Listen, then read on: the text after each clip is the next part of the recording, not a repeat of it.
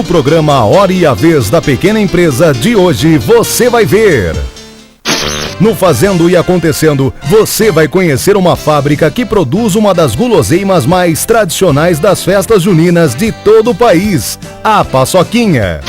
Como criar atratividade nas carreiras técnicas perante as novas realidades da economia brasileira. O SIMP foi até a Câmara do Comércio Brasil-Estados Unidos e acompanhou o seminário sobre a qualificação da mão de obra no Brasil e trouxe novidades a você. Confira o Dr. Piraci de Oliveira, falando sobre as responsabilidades dos administradores. E direto de nossos estúdios, uma entrevista com o Dr. Marcelo Girardello, PricewaterhouseCoopers Brasil.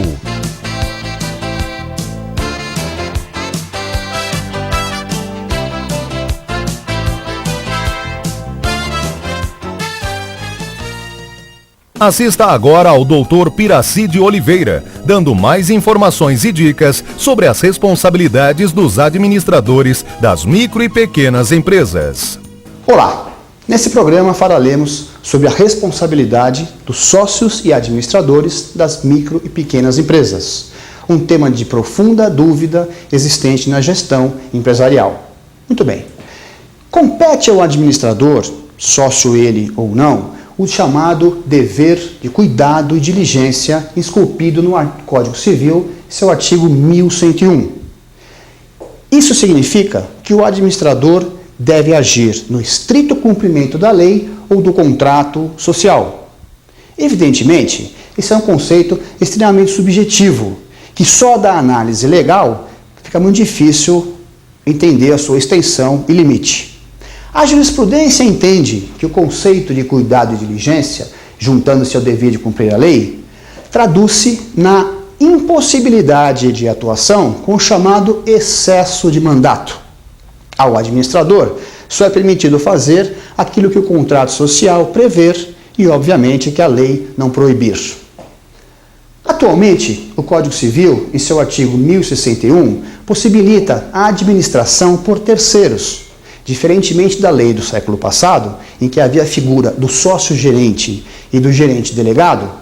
Nos dias atuais, qualquer um terceiro, pode agir como administrador, ainda que não seja sócio, nominado ou não no contrato.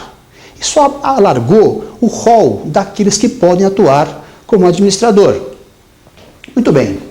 A responsabilização pessoal, a responsabilização subjetiva acontecerá, em tese, se o administrador agir com culpa ou dolo.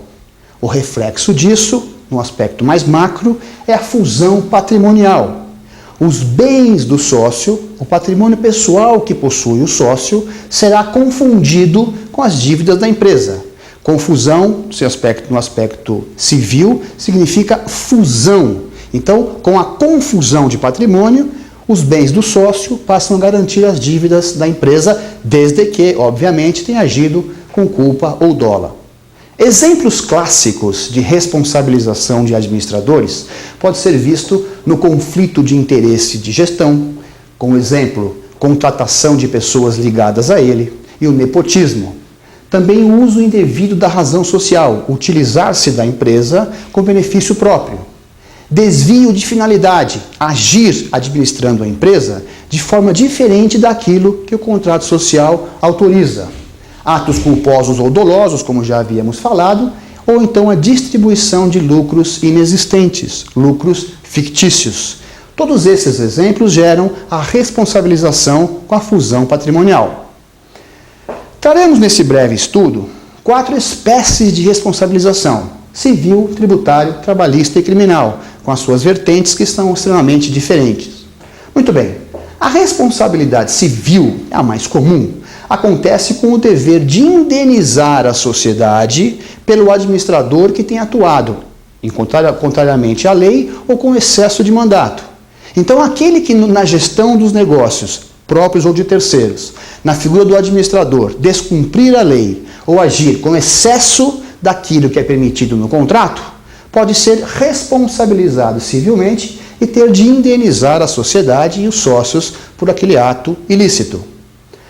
No campo tributário, o assunto vem evoluindo já faz algumas décadas e atualmente é regido pelo artigo 135 do Código Tributário Nacional. Estabelece a lei tributária que ao administrador é imperioso recolher a obrigação impositiva, recolher a sua exação fiscal, desde que tenha disponibilidade em caixa. Então, havendo recursos e não havendo o recolhimento, o sócio pode ser pessoalmente responsável. A evolução jurisprudencial vem mostrando que mero não pagamento não caracteriza a responsabilidade desde que não haja excesso de caixa, não haja caixa suficiente. Havendo dinheiro na empresa, ao sócio é imperioso recolher a obrigação fiscal. No campo trabalhista, a questão é um pouco mais complexa. A jurisprudência oriunda do Poder Judiciário Especializado estabeleceu praticamente uma situação ilimitada de responsabilização do administrador. O não pagamento de verba trabalhista, seja ela decorrente da relação de emprego normal, ordinário, como aquela especialmente buscada no Poder Judiciário, tem uma limitação muito pequena. Podemos ousar dizer que para a esfera trabalhista, o sócio será um responsável subsidiário pela obrigação de forma ilimitada. Não pagando a sociedade, ao sócio haverá essa obrigação. No campo criminal, a responsabilidade que pode ser imputada ao sócio é personalíssima. Ou seja, agindo o sócio de forma a caracterização de um ato ilícito no âmbito penal, ele será sempre responsabilizado, evidentemente que respeitado os limites da lei penal. Uma coisa é o ilícito civil, é a atuação em desacordo com o contrato social que gerará o dever de indenizar. Outra, muito mais complexa, é o chamado risco tributário, ilícito penal. Em havendo um ilícito penal, será ele, o autor desse ato, responsabilizado em caráter personalíssimo. Como se verifica, a prova de que o administrador agiu de maneira em acordo com o contrato social e com a lei é registrada na contabilidade. Portanto, a prova de que agiu ou não de acordo com isso, que cometeu um ato ilícito, será buscada em seus registros contábeis, que, mais uma vez, mostra a importância da formalização e dos registros de forma coerente. Por hoje, era isso que tínhamos a dizer. Espero que tenha ficado claro. Muito obrigado.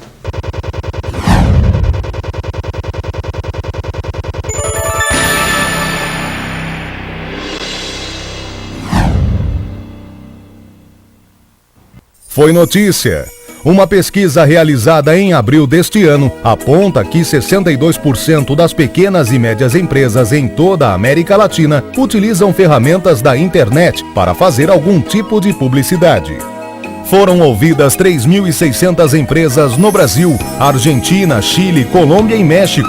38% das empresas utilizam ferramentas de busca, 16% utilizam banners e displays e 8% preferem as plataformas multimídias. O principal foco da pesquisa foram os pequenos e médios empreendedores, onde 86% delas possuem sites, mas apenas 18% possuem uma plataforma de comércio eletrônico.